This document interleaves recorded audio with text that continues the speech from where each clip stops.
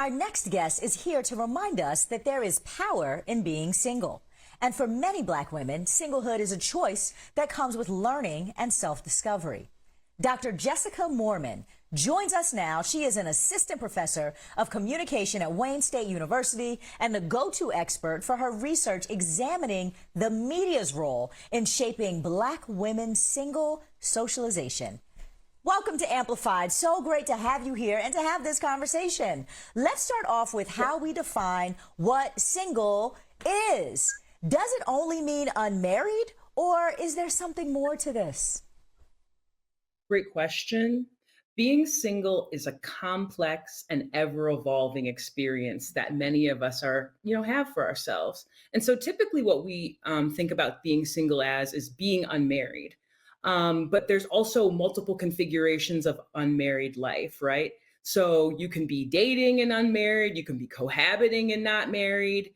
But from the standpoint of the United States Census, single means unmarried, and that's it, just unmarried. So in your research, you found that most participants describe single life with terms like transforming, a time to learn, difficult, and frustrating. Tell us more about your findings and what you believe may be the reason for all those responses. Sure. So first and foremost, we have very limited understandings of what being single actually is. So you asked a moment ago, like, what's the definition of being single? That definition includes a number of experiences, things like dating, being celibate, being, just living with a partner, right? And so in these different configurations of single status, women are finding the opportunity to explore, to grow, and to really invest in themselves. As we know, relationships, while important, can require a lot of energy, can take a lot of time, and can distract from things like personal growth, personal development. And while many of the participants of my study wanted to be married, many were married, many participants were just trying to make the most of the experiences that they were having in unmarried life. Some were dating, some were traveling, some were focused on school, some were focused on entrepreneurial endeavors. All of these were different, approaches to unmarried life that allowed participants to grow in themselves, learn more about who they were, but then also give back to their families, their communities, and ultimately kind of create opportunities for themselves, but also other members of their community by being available, by being a resource, by being someone that they could turn to. And so single status, as controversial as that topic has become in kind of modern society, really just is another way to experience adult life. And it's just as Mm. valid as being married. So talk about single woman action plans. What are they and what do they do? So the Single Woman Action Plan, or as I'm rebranding it, the Singlehood Action Plan, because you don't have to be a woman to do this plan, right? So is basically allowing people the opportunity to think, plan, and prepare for what they want to do in unmarried life. I think a lot of us, I'll speak for myself, have a vision of their marriage, right? When I was a little girl, I knew I would get married at this age. I knew I would be doing this for my career, et cetera, right? We have these kind of basic plans, whether we realize we're planning for our future or not. Singlehood and single life throws a wrench into that for many of us, right? Because a lot of us were raised to think that we would get married, and it's beautiful to be married, right? But what the Singlehood Action Plan allows for adults to do is think, okay, in the absence of that long-term marital partner, in the absence of that kind of committed relationship right now, what are some goals that are important to me? What are some steps that I'm willing to take to move towards those goals? And what can I do in the here and now to prepare myself for those next phases of life, right?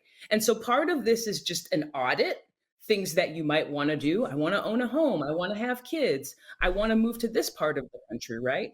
But oftentimes we're taught as young women specifically, but more broadly as young adults and young people, that some things are only possible in the context of marriage. And so what the Singlehood Action Plan allows individuals to do is, like I said, just sort of spell out those goals and then create concrete steps to achieving them. So if you want to have children in unmarried life, perhaps that means freezing your eggs. Perhaps that means finding a Mm. co-parent, someone that may be a romantic spouse, a romantic partner, but someone that you might want to have and raise children with.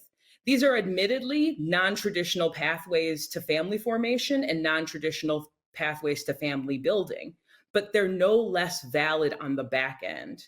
And so that's the point that I really want to stress Mm. with the Singlehood Action Plan is that all things are possible in unmarried life, even preparation for marriage, right? All things are possible in unmarried life. Just it's going to require a bit more planning, a bit more intention, and a bit more organization on the front end to accomplish some of those goals if you're unmarried. Now, I know that we can have an entire conversation about this separately, but can you talk briefly about the role that media plays in Black love and how popular culture is often heteronormative and targeted so that Black women have to, quote unquote, fix this so-called issue that they have of being single? Everybody got a lot of opinions about single Black women and what they should be doing with their time, how they should be preparing for their Mm-hmm. life, what their focus should be.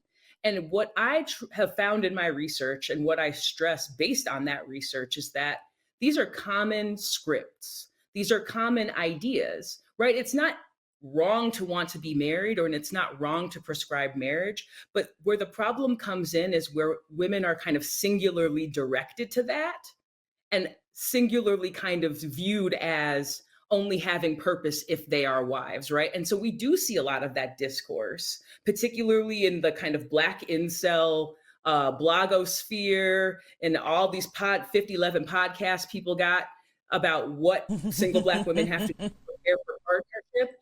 And ultimately, kind of what the findings of my research show is that while messages that are around single Black women's experiences, they're missing kind of a lot of the purpose that single women find in their life, the joy that single women find in their life, and the choice that many single women make to remain unmarried. They're missing that agency, that intentionality, that joyousness. But then B are Mm. relying on a lot of misogynistic, like you said, Mm-hmm. heteronormative, fixed kind of monogamous understandings of partnership. And again, I know some of these ideas are very kind of controversial when we're thinking about marriage as the ultimate destination for all adults. But there's other configurations of partnership. There's other ways that gender expression is manifest in relationships. So even these kind of heteronormative prescriptions of marriage that are often seen in popular culture, in the media, in this advice kind of industry, right?